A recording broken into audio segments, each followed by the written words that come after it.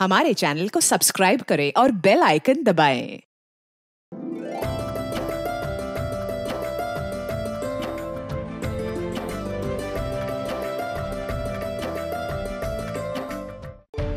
हाँ आई, थोड़ा आज लेट हो गया। एक्चुअली काम थोड़ा ज्यादा है, मैं जल्दी खत्म करके आती हूँ। दिव्या बेटा 9 बजने आए हैं, अकेली कैसे आएगी तू? आई मैं आ जाऊंगी, लेकिन अभी आप ऐसे अगर फोन पे बात करती रही तो मैं और लेट हो जाऊंगी। अच्छा अच्छा।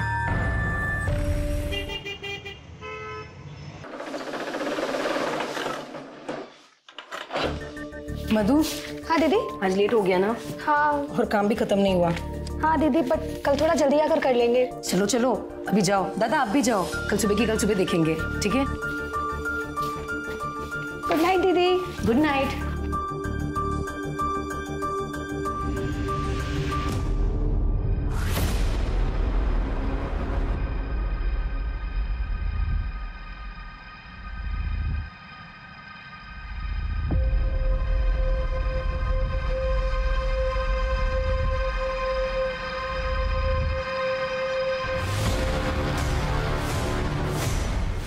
हटो मेरे रास्ते से।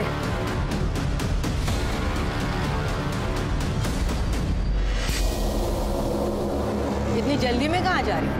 आज मौका मिला है। छोड़ो मुझे।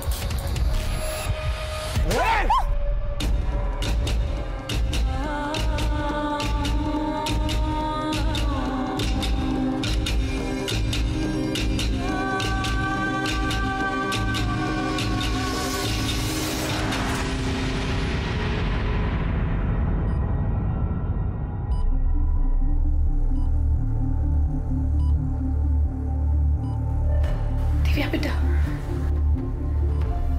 दिव्या बेटा,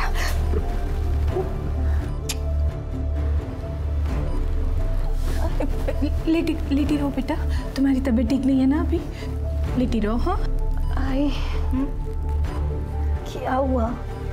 और मेरे सर में बहुत पेन हो रहा है। तुम कल रात से बेहोश हो, हमला हुआ है तुझ पर। छोड़ो मुझे। हाय, हाँ, हाय वो शबनम और उसके आदमी ने मुझे मारने की कोशिश की। पुलिस ने उनको पकड़ा क्या? शांत। हाय वो मुझे मार देंगे। शांत हो जाओ बेटा, शांत हो जाओ। अभी तुम्हारी तबीयत ठीक नहीं है ना? ठीक हो जाओ, फिर बात करेंगे। अब रो क्यों रही हो? जब मैंने कहा था ये दुकान का तमाशा बंद करके इसकी शादी के लिए लड़का देखते हैं, जब तो माँ बेटी ने एक नहीं सुनी मेरी। अब नतीजा सामने है, भुगतो। सर ये हॉस्पिटल है, आपका घर नहीं है। जब घर जाएंगे तभी कोसिएगा अपनी बेटी को। अभी उसे आराम की जरूरत है, प्लीज आप उसे आराम करने दीजिए। एक औरत का दर्द एक औरत ही समझ सकती है, लेकिन तब क्या हो जब एक औरत दूसरी औरत की जान की दुश्मन बन जाए। कई केसेस में महिला का सिर्फ महिला होना ही उसके साथ किए गए अपराध का बहाना होता है, क्योंकि अपराधी को लगता है कि महिला के साथ अपराध करके वो आसानी से बच जाएगा। और इस बच जाने की सोच को शह मिलती है हमारे सिस्टम के कुछ जंग लगे कलपुर्जों से, जो अपना काम ईमानदारी से नहीं करते हैं। अभी रिपोर्ट लिखा दे। बताओ किसने हमला किया था आपके ऊपर?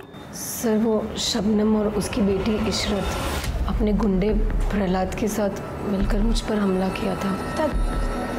दिव्या इतनी जल्दी में कहाँ जा रही है? आज मौका मिला है।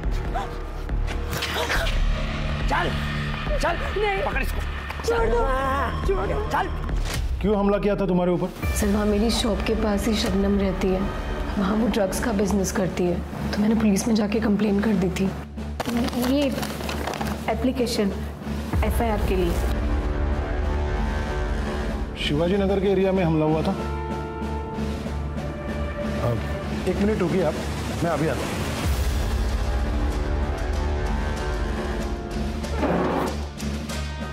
गिरफ्तार कर लो इसे। अरे ये क्या कर रहे हैं आप? मेरी बेटी को गिरफ्तार क्यों कर रहे हैं? उसने क्या किया है? हाँ? आपके बेटी के खिलाफ शबनम और इशरत के ऊपर जानलेवा हमला करने के साथ साथ शांति भंग और दंगा भड़काने की कोशिश की FIR दर्ज है।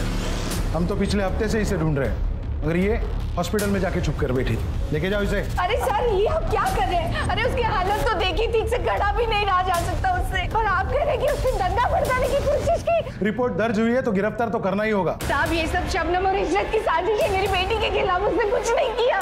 देखिए कौन क्या साजिश कर रहा है वो हम देख लेंगे। नहीं आप हट जाइए, आप लेके जाइए उसे। नहीं, मेरी बेटी को मत लेके जाइए, उसने कुछ नहीं किया। प्लीज प्लीज साहब, दिव्या साहब मेरी बेटी ने कुछ नहीं किया, उसे छोड़ दीजिए, उसे गिरफ्तार मत कीजिए। मैं पैर पड़ती हूँ आपके साहब, मेरी बेटी ने कुछ नहीं किया। साहब मेरी बेटी ने कुछ नहीं किया। लगता है एक बार की पिटाई से तुझे समझ नहीं आया, दोबारा पीटना पड़ेगा। नहीं नहीं, मुझे कुछ मत करना, नहीं प्लीज मुझे छोड़ दो, मैं कुछ नहीं करूंगी, प्लीज छोड़ दो मुझे। चुप कर। कौन मारा तुझे? कोई नहीं यहाँ पे, चुपचाप से सो जा। सोने भी नहीं देती।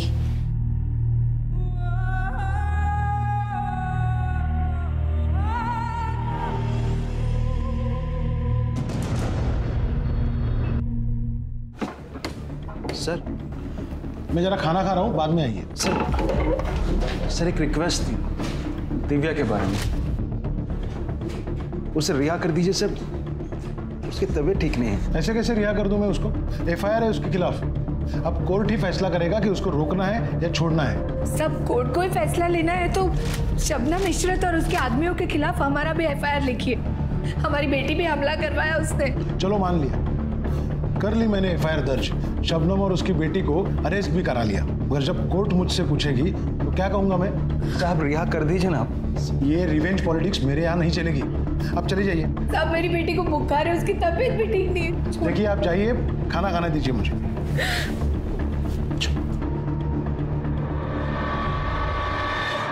क्या हुआ? घर में फिर से झगड़ा हुआ क्या माँ से? झगड़े तो ऐसे ही होते रहेंगे आलोक, जब तक हम लोग शादी नहीं कर लेते। तो फिर क्या बात है जो इतनी परेशान लग रही हो तुम्हें? कुछ नहीं हुआ। वो बताओ, तुम्हारा इंटरव्यू था ना जॉब के लिए, क्या हुआ उसका? वही जो हमेशा होता है, we will let you no.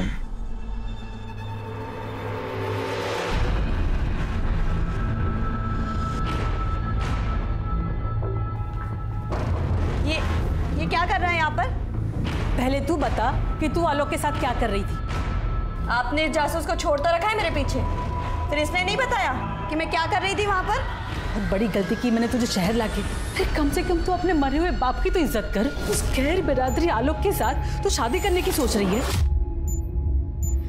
अच्छा, आलोक से शादी करूंगी तो पापा की इज्जत कम हो जाएगी, और इस प्रतीक से शादी करूंगी तो इज्जत बढ़ जाएगी क्या?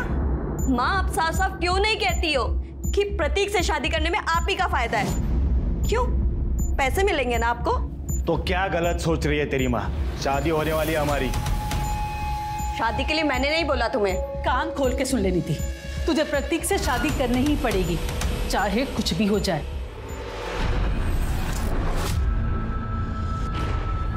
नीति,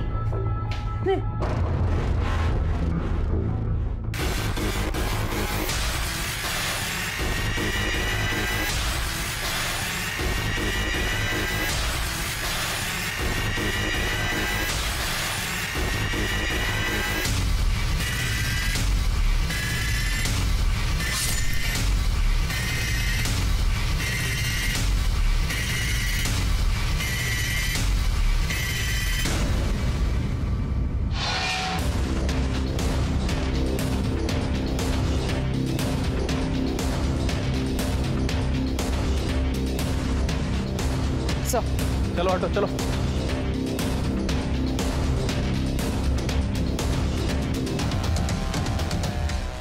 सर पास के गांव के कुछ लोग काम से जा रहे थे, जब उन्हें बदबू आई तो उन्होंने पुलिस को फोन किया। कोई आइडेंटिफिकेशन मार्क मिला? सर लड़की का फोन मिला है, लेकिन चार्ज नहीं था तो चार्जिंग के लिए भेजा है। सर आसपास पूछताछ की, लड़की को कोई जानता नहीं है और ना ही किसी ने कुछ सस्पिशियस देखा है यहाँ। एम्बुलेंस को बुलाओ, आसपास सर्च करो, कुछ मिलता है क्या? मोबाइल चार्जिंग के लिए कहाँ लगाया? गाड़ी सर मोबाइल फोन ऑन हो गया।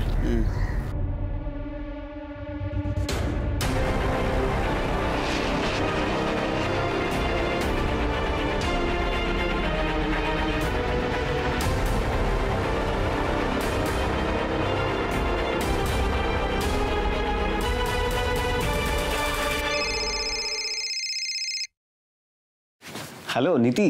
कौन बोल रहा है? आप कौन बोल रहे हैं? मैं इंस्पेक्टर सुनील केलकर बोल रहा हूँ। आप कौन बोल रहे हैं? सर मैं आलोक शर्मा बोल रहा हूँ, लेकिन ये नंबर तो नीति का है। आप उसके फ़ोन से फ़ोन क्यों कर रहे हैं? नीति? कौन नीति? सर मेरी फ्रेंड है, लेकिन हुआ क्या है? हमें एक लड़की की लाश मिली है, हमें लगता है ये नीति की है। उसके फैमिली को इन्फॉर्म करना है, उसके घर का एड्रेस दो और तुम्हारा भी एड्रेस दो। जय राम उसकी माँ का।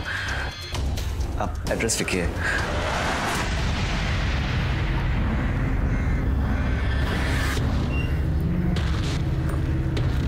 ईश्वर जी, पुलिस तो हमारी बात ही नहीं सुन रही है। सब अब आप ही कुछ कीजिए ना प्लीज। सर आपके बारे में बहुत सुना है, आप कितने बड़े सोशल वर्कर हैं। हमारी बेटी को आपकी मदद की जरूरत है, उसकी हालत बहुत खराब है।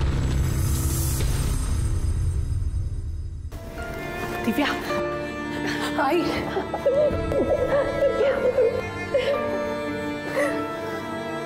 तो ठीक है ना? हाँ, अब बुखार भी नहीं है। हाय हाय, ये कौन है? कहीं से शबनम ने तो नहीं भेजा है मुझे मारने के लिए? नहीं बेटा नहीं। देखो बेटा, मुझे यहाँ किसी ने नहीं भेजा है, मैं तुम्हारी मदद करने के लिए आया हूँ।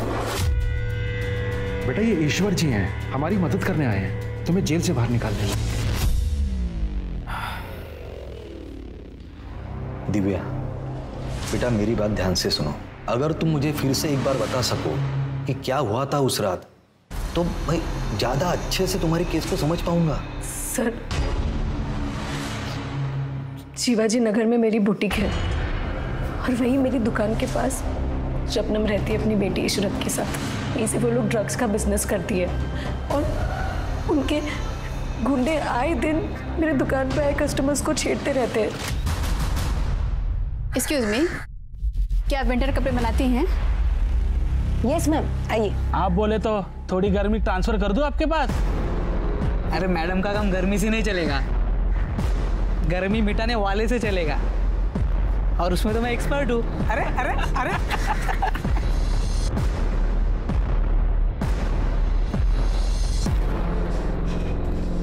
क्या बात है मैडम, इतने जल्दी गर्मी मिटाने के लिए आ गई? लगता है ठंड बहुत बढ़ गई है। मिटा दो गर्मी। इसकी गर्मी ज्यादा बढ़ गई है, पकड़ो इसको। ये तो फिर से आ गई। ये तुम्हारे नशेड़ियों को काबू में रखो, वरना अच्छा नहीं होगा। आज फिर मेरी कस्टमर को छेड़ा इन्होंने। ये अपना रोना धोना ना कहीं और जाकर कर। हमने बोला था यहाँ दुकान खोलने को, जो हमसे आके शिकायत कर रही है। ये एरिया तुम्हारा नहीं है जो हर एक काम तुमको पूछ के करूं। अगर नहीं सुधरे ना तो पुलिस में जाके तुम सबकी कंप्लेंट करूंगी। पुलिस में जाएगी?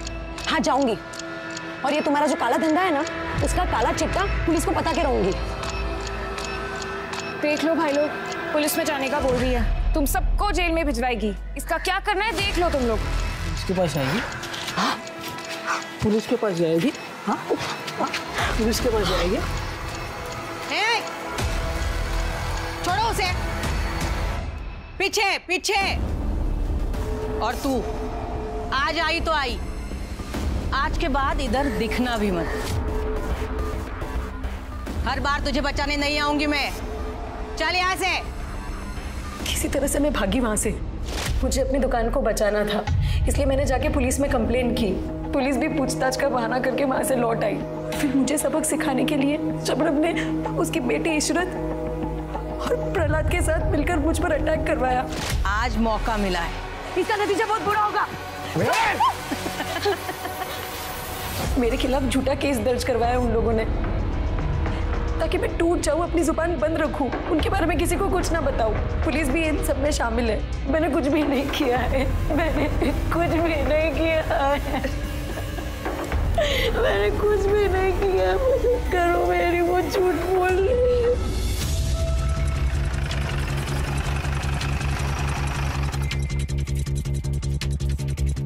जय और उसकी बेटी नीति इसी घर में रहते हैं ना? जी साहब, क्या हुआ? घर में ताला लगा हुआ है, आप बता सकते हैं कहाँ गए होंगे? ठीक से तो याद नहीं है, लेकिन 3-4 दिन पहले दोपहर का टाइम था, तब जय को देखा था मैंने।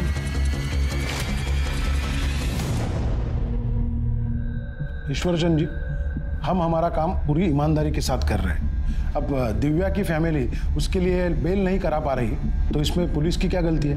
देखिए, आपको भी पता है कानून का अपना एक प्रोसीजर होता है, सब कुछ उसके अनुसार ही हो रहा है। अब इन लोगों ने दिव्या पर केस रजिस्टर कराया था, तो हमें तो उसे अरेस्ट करना ही होगा। वो सब तो मैं जानता हूँ इंस्पेक्टर साहब, और प्रोसीजर भी मुझे पता है, मगर जिस कानून की आप बात कर रहे हैं उसी कानून के हिसाब से बताइए कि दंगे करने के लिए किसी एक औरत को ही आरोपी बनाकर जेल में कैसे भेजा जा सकता है, जबकि एक पार्टी जेल के अंदर है और दूसरी बाहर आजाद घूम रही है। और हाँ, आपने तो इन लोगों के खिलाफ कोई केस तक दर्ज नहीं करवाया। क्योंकि कोई केस था ही नहीं। हाँ, मैं मानती हूँ इशरत और दिव्या का झगड़ा हुआ था, लेकिन वैसे नहीं जैसे दिव्या ने आपको बताया।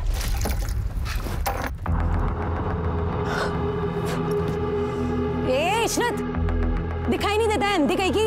अरे ऐसे कैसे बात कर रही है? गलती से गिर गया, देख नहीं पाई तुझे? तभी तो कह रही हूँ, अंधी हो गई है क्या? सारे कपड़े गंदे कर दिए मेरे।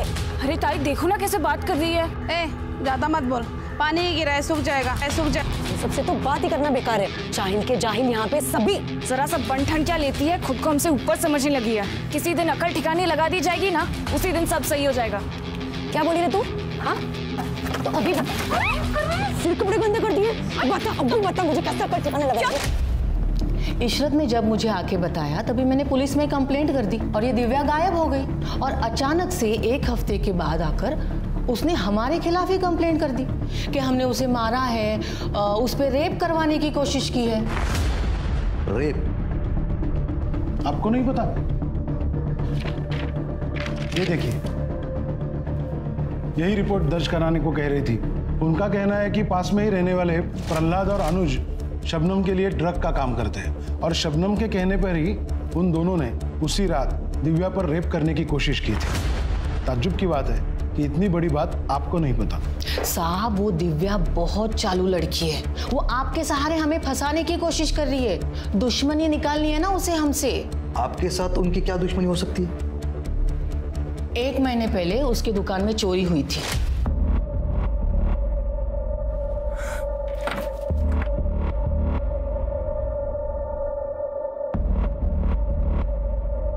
ज्यादा बड़ा नुकसान तो नहीं हुआ ना बेटा?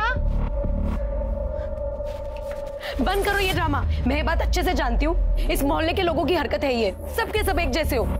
मेरी दुकान बहुत चुभती है ना तुम लोगों को, इसलिए चोरी करवा दी। अरे भैया देखो, भलाई का तो जमाना ही नहीं रहा। कोई तुमसे तुम्हारा हाल पूछ रहा है और उल्टा तुम उसी पर दोष डाल रही हो। तो क्या तुम पर डालूं? कहीं ये चोरी तुमने तो नहीं करवाई? बहुत बुरा लग रहा है तुम्हें। ए, जबान संभाल के, अम्मी है वो मेरी। इशरत, चल यहाँ से, हमें रोकने की कोई भी जरूरत नहीं है।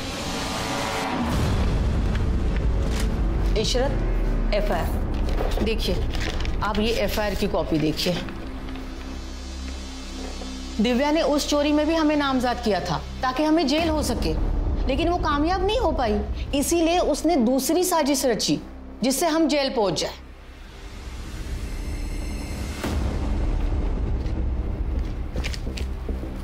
साहब, हम चलते हैं।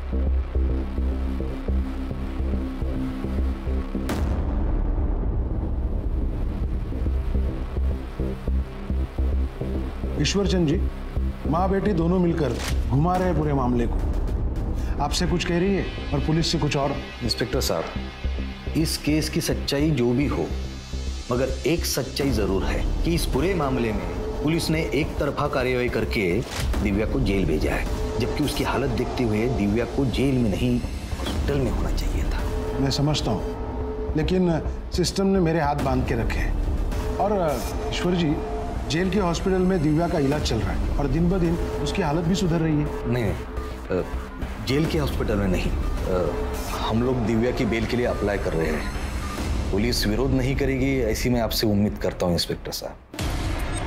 ठीक है, आप बेल के लिए अप्लाई कीजिए, पुलिस विरोध नहीं करेगी। जी शुक्रिया।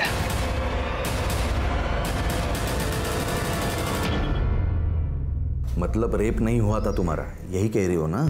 जी सर। ये बात तुमने पुलिस को बताई और मुझे क्यों नहीं बताया? सर,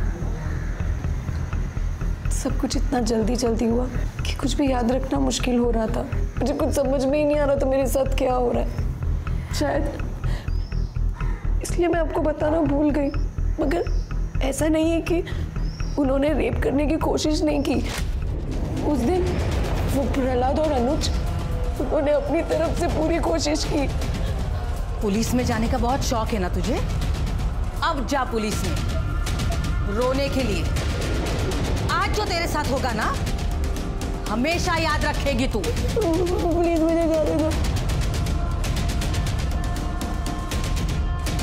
छोड़ दो मुझे, प्लीज बोलिए ना आप।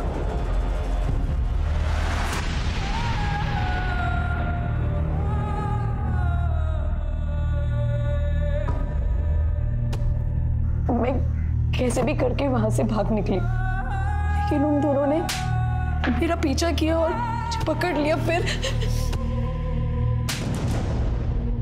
देखो दिव्या, मैं तुम्हारी मदद करना चाहता हूँ, मगर इसके लिए तुम्हें मुझे सब कुछ बताना होगा, वो भी सच सच और शुरू से। सर मैंने आपको सब कुछ बताया, वो सच ही है। नहीं, अभी पूरा सच नहीं बताया। शबनम के साथ जो तुम्हारी दुश्मनी है, जिसके खिलाफ तुमने चोरी की एफआईआर तक दर्ज करवाई थी। सर वो तो पुरानी बात थी, उसका इस सब से क्या लेना देना है? पुरानी बात होगी, पर शबनम तो कहती है कि तुम उससे अपनी दुश्मनी निकालना चाहती हो। सर वो झूठ बोल रही है, वो और उसके आदमी मुझे परेशान करते थे। मेरी दुकान में भी चोरी उन्होंने करवाई ताकि मैं दुकान बंद करके वहां से भाग जाऊं। लेकिन पुलिस की जांच में तो ऐसा कुछ नहीं निकला। कि सर पुलिस बिक चुकी है, शबनम ने खरीद लिया है उन लोगों को। सर मैं आपसे सच बोल रही हूँ, झूठ नहीं बोल रही हूँ, उसकी बात पर यकीन मत करो। ये मामला तो ठंडा होने की जगह और भी गर्म होते जा रहा है। तुम कहो तो ठंडा कर देता हूँ। ये टाइम नहीं है इस चीज का। सर मैं नीति से प्यार करता था, ये बात सच है, लेकिन उसका मर्डर किसने किया, उसकी माँ कहाँ गई, मुझे इसके बारे में कुछ नहीं पता सर। तुम इतना अगर प्यार करते थे उससे तो 4 दिन से ना तो तुमने उसको कॉल किया ना तो उसका तुम्हें कॉल आया, ऐसा कैसे प्यार? सर पिछले 4 दिन से उसका फोन बंद आ रहा था। मैंने उसे कई बार फोन ट्राई किया, फिर मुझे लगा कि उसकी माँ ने फोन छीन लिया होगा लड़ाई झगड़े की वजह से। लड़ाई कौन सा? 4 दिन पहले मेरा झगड़ा हुआ था कुछ लोगों से। हटना जरा थोड़ा। देख नहीं रहा तुझे बैठे हुए? भाई मुझे गाड़ी से सामान निकालना, आप उठ जाओ यहाँ से, और वैसे भी गाड़ी पे बैठने की जगह नहीं है। तो तू ही बता कहाँ जाकर बैठे? अरे भाई यहाँ से चले जाओ, आप कहीं भी बैठो, मुझे क्या करना है? बड़ा एटीट्यूड है तुझमें, है? निकलना पड़ेगा। अरे पागल हो क्या? अरे लग जाएगा मुझे। पागल हो क्या? छोड़ो से। हेलो साले, यहाँ हमारी गुंडाई चलती है, मैं गुंडा बनने की कोशिश मत करना, समझा? हेलो। नीति को लगा कि जिन लोगों ने मुझ पे हमला किया था उसकी माँ जया और प्रतीक के कहने पे किया था, ताकि हम दोनों एक दूसरे से मिल ना पाए। प्रतीक कौन है? सर जया उसकी माँ नीति की शादी प्रतीक से करवाना चाहती थी। नीति प्रतीक को पसंद नहीं करती थी, मेरी अलग कास्ट होने की वजह से उसकी माँ जया मुझे पसंद नहीं करती थी। इसी बात को लेकर उसकी माँ और नीति के बीच झगड़ा चल रहा था। नीति उस दिन मुझसे मिल के गई थी, बस उसके बाद से उसका फोन बंद आ रहा था। ये जया कहाँ गई होगी पता है? सर मुझे कुछ नहीं पता है, लेकिन जया का गांव बनारस में है और नीति बोले थे कि उसकी माँ गांव जाने वाली थी।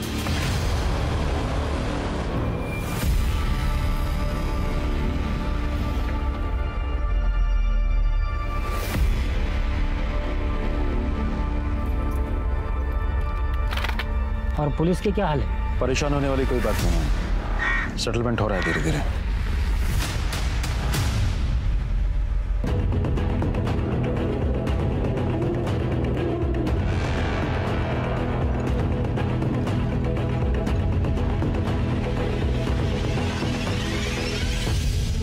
आप एक जिम्मेदार आदमी है ईश्वरचंद जी, और इसीलिए केस से जुड़ी हर एक बात मैंने आपको बताई थी, मगर आप तो मीडिया में चले गए। इंस्पेक्टर साहब, मैं मेरी जिम्मेदारी बखूबी जानता हूँ, इसीलिए मैंने प्रेस को भी वही बताया जो सच है, जो दिव्या के साथ हुआ है। और हाँ, किसी भी तरीके का कोई प्रोपेगेंडा नहीं है, बस न्याय की मांग है, उतनी आप पूरी कर दीजिए। आखिर यही तो काम है ना आपका, पीड़ितों को न्याय दिलाना। जी हाँ, यही काम है मेरा, लेकिन मीडिया में जाके आपने सही नहीं किया। पुलिस आपकी केस की जांच कर रही है, मैं पर्सनली सुपरवाइज कर रहा हूं आपके केस में। आप कल आइए, कल बात करते हैं।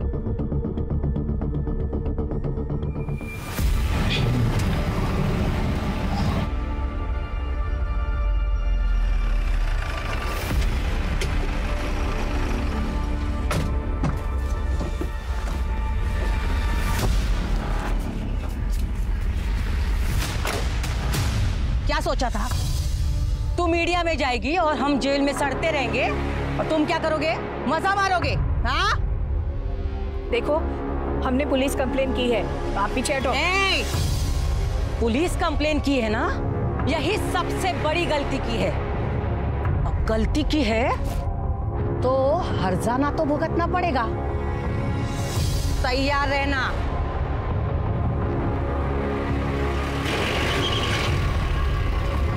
चल बेटा अंदर, अंदर चल। आजा बेटा, अंदर आजा। ये क्या नया तमाशा है तुम दोनों का, जो पेपर में खबर छपी है इसकी? ये ले, पढ़ी से। बाबा, वो शबनम और प्रहलाद अभी। चुप, एक शब्द नहीं सुनना है तेरे मुंह से। और तू, एक पैसे की अकल नहीं है क्या तेरे में? है? तेरी बेटी की ऐसी उल्टी सीधी खबरें छपेगी अखबारों में तो कौन शादी करेगा इससे? हाँ मगर वो लोग हमारी दिव्या। अरे छोड़ ले इन सबको। तुझे पता है कितने खतरनाक लोग हैं वो? हैं? पहली बार इसका रेप नहीं कर पाए, इस बार अगर इसका रेप कर दिया या इसके ऊपर एसिड डाल दिया तो क्या करेगी? दिव्या, हम उतने बड़े लोग नहीं हैं कि उनसे मुकाबला कर सके। जो हुआ उसे भूल जाओ। नहीं भूल सकती बाबा, और ना ही मैं ये केस वापस लूंगी। भाई, अब से आपको मेरे साथ आने की जरूरत नहीं है।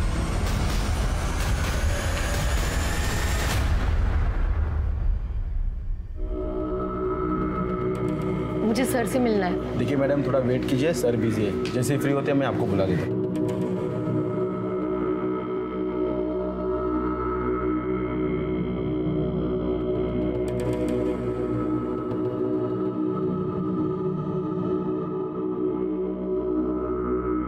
ठीक है, जाके मुझे अरे तुम अभी तक यही बैठी हो?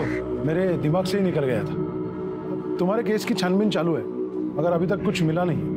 सर, वो शबनम और इशरत को आपने अरेस्ट किया था, लेकिन वो लोग तो जेल से बाहर है। उन्होंने बेल ले ली, जैसे तुमने ली थी। लेकिन सर, वो लोग मुझे और मेरी माँ को धमकाने आए थे।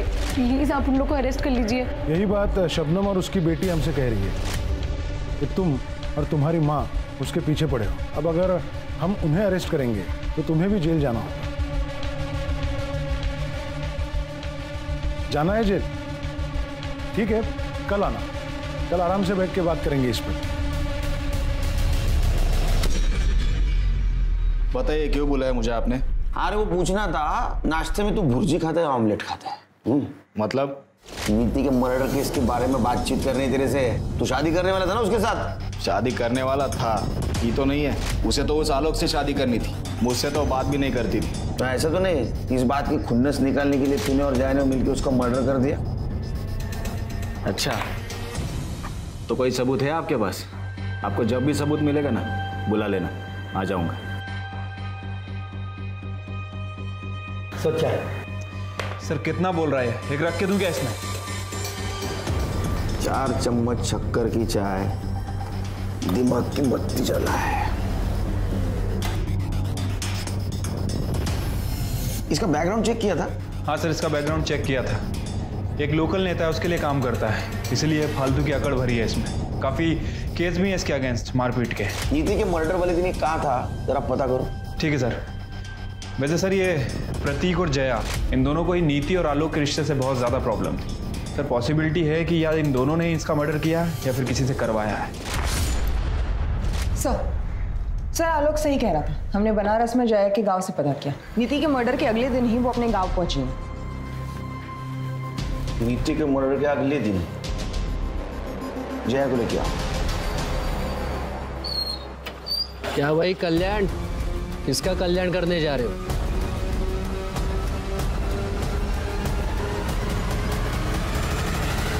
हाँ ठीक है, मैं बोलता हूँ बाद में। मैं करता हूँ तुम्हें बाद में। सॉरी, मैं भूल ही गया था कि आप यहाँ बैठी हो। तुम्हारे केस में एक लीड मिली है, एक्चुअली उसी की छानबीन चालू है। एक काम करना, तुम कल आना, कल तक कुछ और पता चल जाएगा।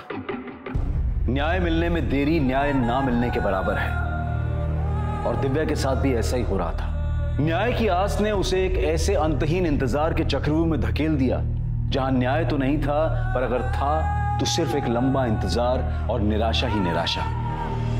शबनम और इशरत ने उस पर शारीरिक हमला किया था, लेकिन पुलिस की एक तरफा कार्रवाई और परिवार के अधूरे सपोर्ट ने उसे मानसिक तौर पर भी तोड़कर रख दिया था। लेकिन फिर भी दिव्या लड़ रही थी न्याय के लिए, और इस लड़ाई में जहां वो बिल्कुल अकेली थी, उसे सहारा मिला एकदम अप्रत्याशित तरीके से। नीति अपने मर्जी से शादी करना चाहती थी, तुम्हें पसंद नहीं था, इसलिए तुम नीति को मार दिया। नहीं सर, मैंने नीति को नहीं मारा। नीति के मर्डर वाले दिन आप गांव क्यों चले गए? नीति ने मुंह दिखाने लायक नहीं छोड़ा था उस आलोक के साथ रिश्ता रखकर। उस दिन जब वो घर नहीं आई तो मुझे लगा कि वो आलोक के साथ भाग गई और मोहल्ले में किसी को पता ना चले, इसलिए मैं चुपचाप गांव चली गई। नीति उस दिन घर से निकलने के बाद आलोक से मिली ही नहीं। ये सब कुछ तुमने और प्रतीक ने किया है। नहीं सर, हमने ऐसा कुछ नहीं किया। तुम दोनों के सिवा कौन दुश्मन था उसका? कौन कर सकता है ये?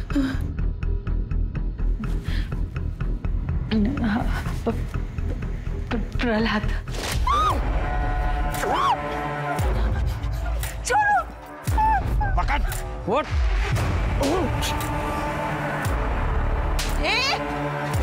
छोड़ो उसे!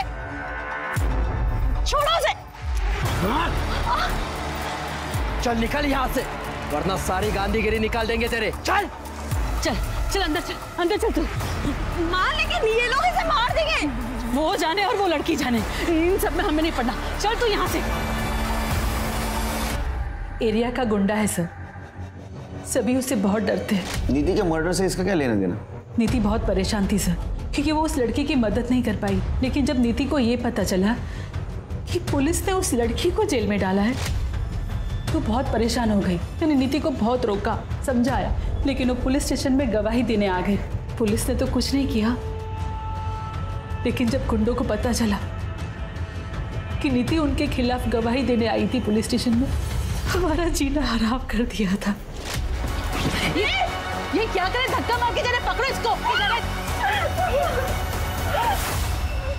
मैंने कहा था ना, ज्यादा समाज सेवा करना अच्छी बात नहीं है, मगर तू मानी नहीं। देखो अब हो गई ना गंदी बात बीच बाजार में। अभी भी तेरे पास समय, गवाही देने की सोचना भी मत, वरना अगले टाइम कपड़े नहीं तू फटेगी। नीति को हर तरीके से परेशान किया कि वो गवाही न दे पाए। मैंने भी उसे बहुत रोका, और नीति भी अपना मन बना रही थी कि वो गवाही से पीछे हट जाए। तब आलोक पर किसी ने हमला कर दिया, तो नीति को ऐसा लगा निकाल ली ना आप दोनों ने अपनी खुन्नस आलोक को पिटवाकर। लेकिन मैं भी पीछे नहीं हटूंगी माँ, शादी तो मैं आलोक से ही करूंगी। आपको जो करना है कर लीजिए। अब चुप, अब बात सिर्फ शादी की नहीं है, बात मेरी इज्जत की है। तुझे शादी तो मुझसे ही करनी पड़ेगी, फिर चाहे उसके लिए मुझे किसी भी हद तक जाना पड़े। इस बेशर्म को आलोक के आगे कुछ दिखाई नहीं देता। इससे अच्छा होता कि प्रहलाद इसे मार देता। आ गई ना दिल की बात जुबान पर माँ, तो अभी फालतू की केयर करना बंद कीजिए। अब शादी तो मैं आलोक से ही करूंगी, चाहे मैं मर जाऊंगी, और उन गुंडों के खिलाफ बयान भी दूंगी। बहुत सुन ली मैंने आपकी, अब नहीं सुनूंगी। उस रात हमारे बीच बहुत लड़ाई झगड़ा हुआ, और दूसरे दिन सुबह नीति घर छोड़ के चली गई। उन गुंडों ने ही मारा है सर मेरी बेटी को, ये आलोक ने, क्योंकि वो आलोक के पास ही गई थी। किस पुलिस स्टेशन में था ये झगड़े का केस, जहाँ नीति गवाही देने वाली थी? ये कैसी बात कर रहे हैं सर? इसी पुलिस स्टेशन में है वो केस। क्या? किसके पास? इंस्पेक्टर रवि पाटिल। तुमको मेरे केस से क्या लेना देना? मैं आया था तुम्हारे केस के बीच में, जो तुम मेरे इन्वेस्टिगेशन में टांग अड़ा रहे हो। क्या इन्वेस्टिगेशन कर रहे हो तुम? हाँ? सिर्फ घुमा फिराने की बात कर रहे हो ताकि वो लड़की फ्रस्ट्रेट हो जाए और हार मान ले।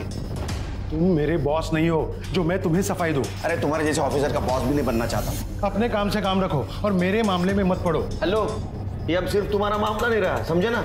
मेरी विक्टिम नीति तुम्हारे पास आई थी गवाही देने के लिए। फर्जी गवाही दी थी उसने, कोई सबूत नहीं मिला हमें जो ये साबित कर सके कि उसकी गवाही सच है। तुमने कुछ सबूत ढूंढने की कोशिश ही नहीं की। नीति का मर्डर हो गया, दिव्या के आरोपी अभी भी खुलेआम बाहर घूम रहे हैं, क्योंकि तुमने तुम्हारा काम ईमानदारी से नहीं किया। तुम जैसे गैर जिम्मेदार ऑफिसर की वजह से हम जैसे जिम्मेदार ऑफिसर के ऊपर लोग भरोसा नहीं करते। तो जाओ, निभाओ अपनी जिम्मेदारी, सुलझाओ केस को। मुझे लेक्चर देने की जरूरत नहीं है। करूंगा, ये सब कुछ करूंगा। मेरा केस भी सॉल्व करूंगा, दिव्या को भी न्याय दिलाऊंगा। You just wait and watch. एक पुलिस स्टेशन अपने ही थाने में दर्ज हुए 2 अलग अलग मामलों में 2 खेमों में बंट चुका था। नीति की हत्या और उसके संभावित हत्यारों के दिव्या के केस में जुड़े होने ने दिव्या केस में हुई पुलिस कार्रवाई की पोल खोलकर रख दी।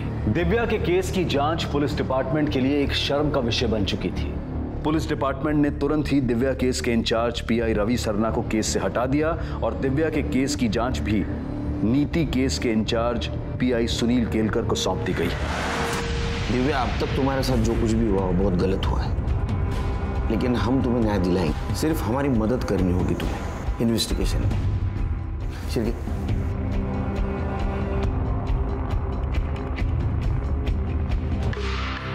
इसे जानती हो? नहीं सर, कौन है ये? ये लड़की तुम्हारे लिए गवाही देने वाली थी, लेकिन इसका मर्डर हुआ और हमें ऐसा लगता है कि तुम्हारे केस से जुड़े होने के कारण उसका मर्डर हुआ है। क्या सर, इस लड़की का मर्डर हुआ है? मतलब आप हमें फिर भी केस लड़ने के लिए बोल रहे हैं? सर बहुत खतरनाक लोग हैं वो। आप हर समय तो हमारे साथ रहेंगे नहीं हमें बचाने के लिए। जाने दीजिए सर, हमें कोई केस वेस नहीं लड़ना है। अरे नहीं नहीं, चिंता करने की बिल्कुल कुछ जरूरत नहीं। हाँ? अब ये केस मेरे पास है, इसे कुछ नहीं होने दूंगा मैं। एक लंबी लड़ाई के बाद दिव्या को न्याय की उम्मीद दिखी थी, मगर किस्मत का खेल अभी खत्म नहीं हुआ था और इस बार किस्मत उसके साथ जो खेल खेलने वाली थी वो दिव्या पर बहुत भारी पड़ने वाला था।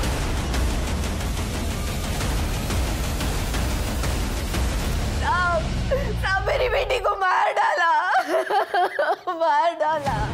गुंडे भेजे थे उसको मारने के लिए और पुलिस कुछ नहीं कर पाई। आपने बोला था ना मेरी बच्ची को कुछ नहीं होगा। ये रक्षा की मेरी बच्ची की आप लोगों ने मार डाला मेरी बच्ची को। सर दिव्या घर पे अकेली थी, उसकी माँ बाजार गई थी और उसके पापा काम से गए थे। दिव्या को इस हालत में उसके पापा ने सबसे पहले देखा जब वो दोपहर में खाना खाने आए थे। किसी पड़ोसी ने देखा है या किसी को आते हुए? नहीं सर, दोपहर का टाइम था तो सब लोग अपने अपने घर पे थे, तो कोई विटनेस नहीं है। घर का कोना कोना छान मार, अड़ोस पड़ोसी से बात करो और ड्रग रैकेट में जितने भी मेंबर हैं सबको उठा लाओ। दिव्या के मौत के जिम्मेदार हम भी हैं। वो जिंदा थी, उसको इंसाफ नहीं दिला पाए, कम से कम मरने के बाद तो उसको इंसाफ दिलाएंगे।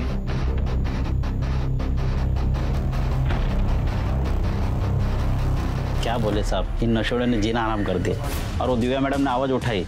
क्या हुआ उसके साथ? हमें नहीं मरना ऐसी मौत।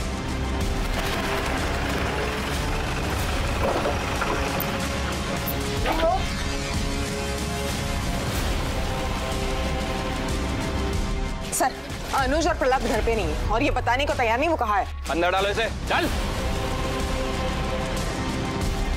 दिव्या के साथ तो मारपीट यही हुई थी, अगर बोलेगा कोई कैसे? और शबनम और उसके गुंडे सब मुझसे डरते, मैं भी डर गया था। ये स्टेटमेंट थाने चल के दे सकते हो? स्टेटमेंट क्या, आप अगर सुरक्षा की गारंटी दो मैं अपने घर का सीसीटीवी फुटेज आपको बता सकता हूँ। Very good. बता कहाँ है अनुज, कहाँ है प्रहलाद? हमें कुछ नहीं पता, हम सच कह रहे हैं।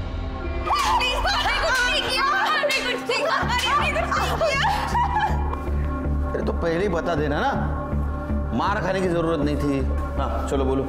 पूरे इलाके में मेरा ही माल बिकता था, किसी की औकात नहीं थी मुझसे उलझने की। लेकिन जब से उस दिव्या ने दुकान खोली थी ना, तब से उसने मुझसे उलझना चालू कर दिया। कभी घर में आके हंगामा करती थी तो कभी यहाँ पुलिस स्टेशन में आके कंप्लेंट करती थी, इसीलिए सड़क पे हमला करवाया उस पे। पहले सड़क पे उसके ऊपर हमला करवाया सबके सामने, बाद में रेप करवाने की कोशिश की।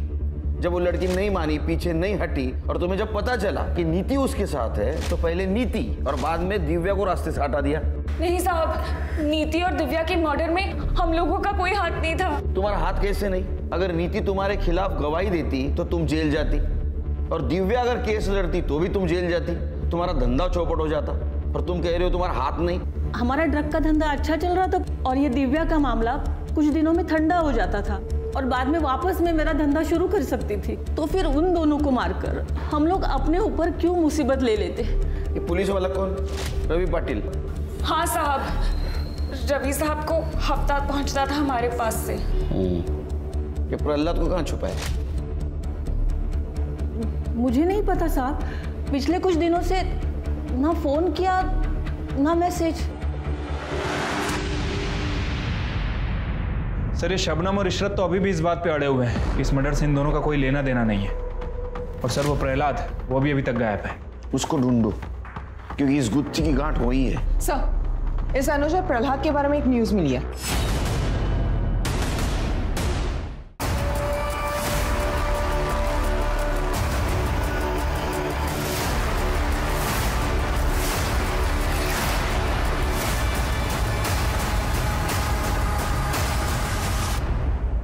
सर ये गुत्थी तो सुलझने के बजाय और उलझती जा रही है। हाँ सर, ये प्रहलाद अपना प्राइम सस्पेक्ट था और इसी का मर्डर हो गया।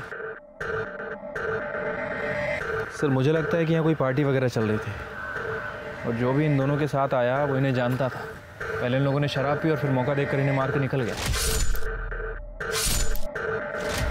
नितिन, दिव्या, प्रहलाद और अनुज, इनका कनेक्शन किसी न किसी तरह से इस ड्रग रैकेट से जरूर है, क्योंकि पहले नितिन, बाद में दिव्या, अब ये दोनों। मतलब ये जो कातिल है ये अपने खिलाफ जितने भी सबूत है सब मिटाते जा रहा है। ये हत्याकांड की जड़ें इस ड्रग रैकेट से जरूर जुड़ी है। इसको खोदो, कातिल यही मिलेगा। हाँ तो शबनम अब ये बता कि वो तीसरा आदमी कौन है, जिसे प्रहलाद अपना दोस्त समझता था लेकिन वो उसका दुश्मन निकला। सब मुझे क्या पता, वो काम करता था मेरे लिए, मैं घरवाली नहीं थी उसकी। मैडम, प्रहलाद तो अपनी गैंग का बॉस था, उसे कौन मार सकता है? ये बात तो मुझे भी नहीं समझ में आ रही है। क्या पता साहब कौन दोस्त था प्रहलाद का। वैसे भी इस काम में कौन दोस्त कब दुश्मन बन जाए कुछ कह ही नहीं सकते। साहब, आप शबनम के ग्रुप के ज़्यादातर लोगों को पकड़ चुके हैं, पर अगर आप रैकेट पे ही नजरें जमाए रखोगे तो बाहर कैसे दिखेगा? साफ साफ बोल, कहना क्या चाहता है? कहना यही चाहता हूँ साहब, शबनम के सप्लायर को पकड़िए, क्योंकि वो बाहर रहकर भी उसके अंदर ही काम कर रहा है कौन है शबनम का सप्लायर? साहब, उसको मैं डायरेक्ट नहीं जानता था, एक आदमी था हम दोनों के बीच में। प्रहलाद? नहीं साहब, वो प्रहलाद नहीं था। फिर कौन था?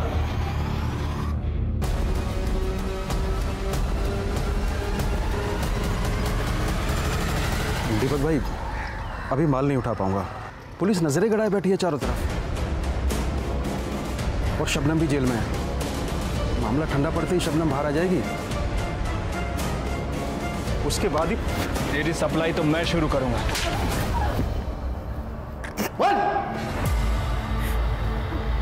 मुझे गांजा पीने की लत थी साहब, बाकी लोगों की तरह मैं भी शबनम से गांजा लेता था। क्या नल्ला माल है, करंट ही नहीं मारता। इससे बढ़िया माल तो दूसरी जगह मिलता है। कमीने, मेरे ठिये पर बैठकर मेरे ही माल की बुराई कर रहा है। तेरे को नहीं अच्छा लग रहा है ना, तो जा कहीं और जाके मार। चल, खाली पीली कस्टमर्स मत बिगाड़ मेरे। यहाँ नाराज क्यों हो रही हो? आपा एकदम कड़क और सस्ता माल दिलवाऊंगा ना। एक आदमी को जानता हूँ मैं, आपा एक बार माल लेकर तो देखो, 2 पैसे तुम भी कमाओगी और इसी बहाने 2 पैसे मैं भी कमा लूँगा। कल्याण के कहने पर मैंने माल मंगवाया दीपक से। माल में दम था और कल्याण मेरे लिए माल लाने लगा। सब कुछ ठीक चल रहा था साहब, जब तक दिव्या ने वो दुकान किराए पे नहीं ली थी। मैंने कई बहानों से उसकी दुकान बंद करवाने की कोशिश की, लेकिन उसने मेरी एक नहीं सुनी। उल्टा रोज कोई ना कोई समस्या खड़ी कर देती थी। वो खतरा हो गई थी धंधे के लिए, उसे सबक सिखाना जरूरी था, इसीलिए हमला करवाया उस पर। हमले के बाद हमें लगा कि जेल में जाके शांत हो जाएगी, लेकिन हमें पुलिस से ही पता चला नीति के बारे में। हमें नीति को गवाही देने से रोकना था। नीति के मरने के बाद दिव्या की कोई नहीं सुनता। मोहल्ले के लोग भी हमारे डर से चुप थे और पुलिस भी हमारी जेब में थी। लेकिन वो समाज सेवक ईश्वर आ गया बीच में और सारा मामला उलझ गया। इंस्पेक्टर रवि को सस्पेंड करवा दिया गया। हम सब खतरे में थे, इसलिए हमने सोचा कि ना रहेगा बांस और ना बजेगी बांसुरी। दिव्या को मार के हमारे रास्ते का एक कांटा तो हमने हटा दिया था, पर हमें पता था कि प्रहलाद का पकड़ा जाना हमारे लिए खतरा था, मगर जिंदा नहीं, क्योंकि नीति और दिव्या के खून का इल्जाम उस पर डालना आसान था। दोनों को मारकर हमने पुलिस को एक बड़ी साजिश की तरफ धकेलने की कोशिश की। और तुमने जो साजिश रची थी उसका पहिया घूमकर तुम्हारे पास ही आ गया दीपक के जरिए। अब सड़ो जेल में। जिंदगी में चुनौतियां और रुकावटें तो आती ही रहती हैं, उनसे हम जूझते हैं, लड़ते हैं, थकते हैं, पर आखिर में जीत भी जाते हैं। इस सब में हर किसी का सबसे बड़ा सपोर्ट होता है उसका परिवार, जो हर कदम पर उसकी हौसला अफजाई करता है, उसे बढ़ावा देता है। लेकिन जिंदगी की ये लड़ाई तब और कठिन हो जाती है जब रुकावटें किसी अपने के द्वारा ही खड़ी की गई हों। मगर सोचिए कि क्या समाज की जिम्मेदारी नहीं है कि वो शबनम जैसे अपराधियों को पनपने से रोके? याद रखें, क्राइम के खिलाफ आवाज ना उठाना भी एक तरह का क्राइम है। अब मैं अनूप सोनी आपसे विदा लेता हूं, फिर मुलाकात होगी क्राइम पेट्रोल सतर्क में एक और नए केस के साथ। तब तक अपना और अपने परिवार का ख्याल रखें, सुरक्षित रहें और देखते रहें क्राइम पेट्रोल सतर्क। जय Hind. For more updates, subscribe to our channel, click the show links and enjoy watching the videos.